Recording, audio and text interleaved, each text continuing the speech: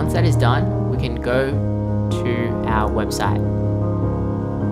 Okay, so if you actually click on the home page by selecting there, then you'll see that it says /home. What we want to do is we want to make sure this home page is just set as our domain URL only. So click on customize, and then click on the back icon, click on home page settings, and select a static page.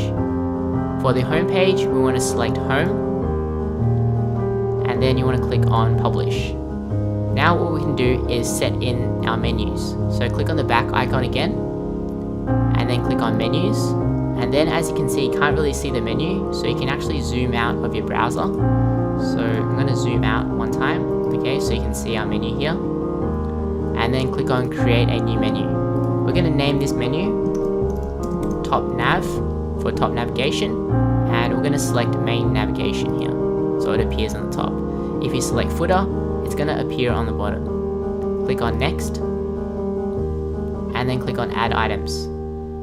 So we're going to add in our about page, our services page, and our contact page. Okay, so if you want to create a drop down menu, you can sort of click it and select it and sort of pull it in. It's called indenting, and what happens there is when you hover over about, services will pop out. Okay, so we're going to put that back, and then click on publish, and then we can close that. Now the next step is setting the basic layout of the page. So what we need to do is we can go back to our dashboard area, and we can go to Themify Ultra, Themify settings.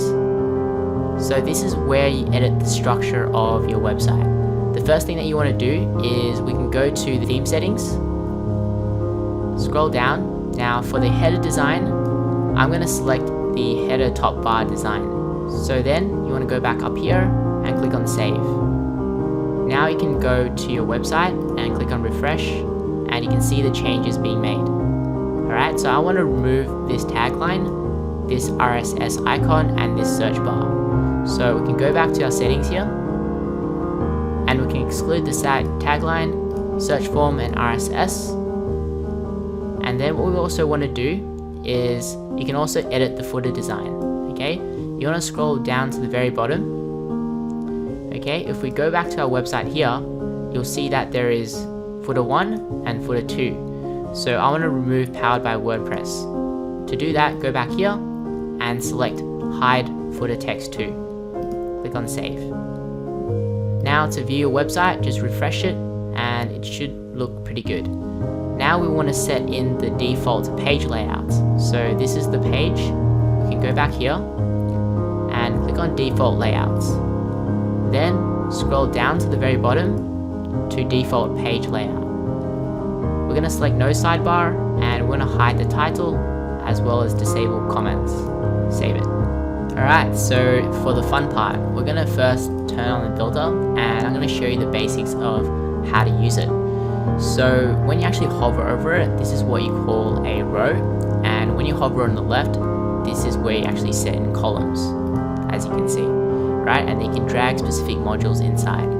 So what we want to do to start off with is to actually create a hero image, because that's the best way to showcase what your website is about in a second to your visitor. So click on the pencil icon, options, and you want to select the row width to go all the way from one side to the other. So select this one for width content, and what you can do for this thing here is drag it to the right hand side and place it there. Alright, now the next thing you want to do is click on styling, and we want to set in a background image. So click on background.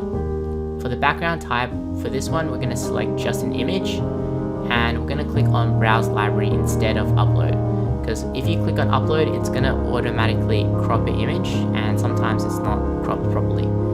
Click on browse library, and we're going to upload an image. So you can click on upload files to upload an image. I'm going to select this one here, and I've cropped this image to 1800 times 1000, and then you want to insert file URL.